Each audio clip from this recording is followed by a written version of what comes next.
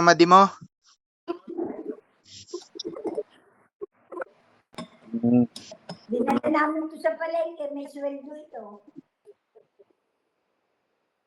Anong ginawa mo sa palengke? Naka-soft drinks ka pa. Hindi, palamig to, palamig. Palamig. Tamo yung itsura mo. Oh.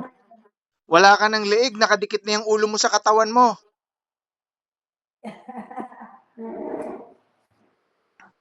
Tuwan-tuwa sa iyo lola mo tsaka ang tito mok mo. Matulog ito, alas 11, alas 12, alauna. Kaya hindi ko na sinama. Dapat sinasama mo para napupuyat, para na napipilitan yung katawang gumalaw. Tingnan mo nga, wala nang leeg yan. Magkadikit na yung ulo tsaka katawan. Pagkamaga, dinadala na lang ni Daddy. Ah. Puyat na po. Kaya hindi ko na sinama. Tawagan na kasi siya eh. Pinauuwi na ikaw. Ayaw pa na. Aba, pinagsasampay naman ng damit niya pag nalabhan. Maigi. Parang ikaw, pag naglalaba ako, sabi ko sampay mo.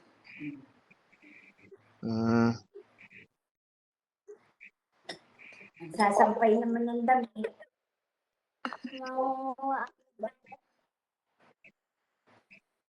Parang ikaw dito. Nasaan ang si Cassie? Dinala ko na sa paalagaan. Jumbo. Hindi naman yung papasok.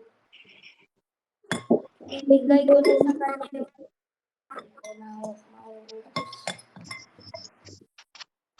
Ginawa mo dyan ng isang linggo.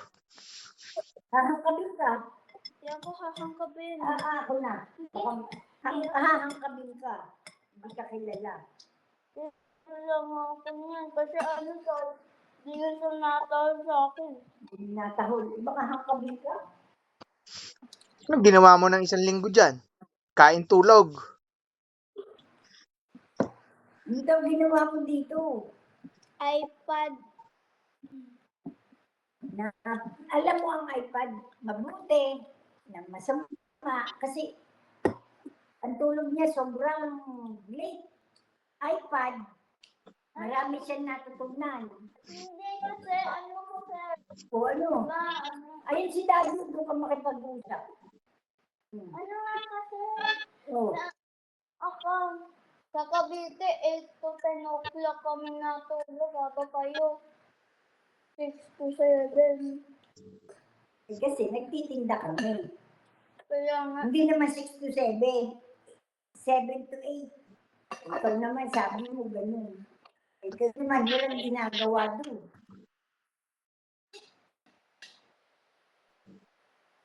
Kuya! Nagre-reklamo to. Sabi ko, bawal na reklamo dito.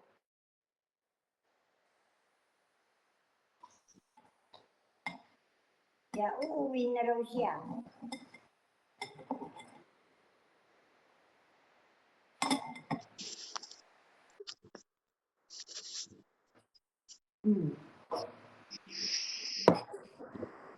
Ano sasabihin mo kay Daddy? Oh! Naku. Yung habit mo, pinupuno mong bibig mo.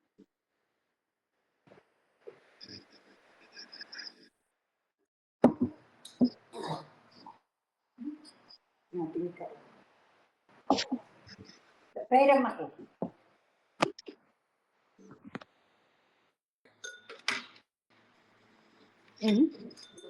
Oo, mag-usap kami ni Kuya. Kuya! Yung kasama mo dyan? Ako lang, kasi papasok na ako.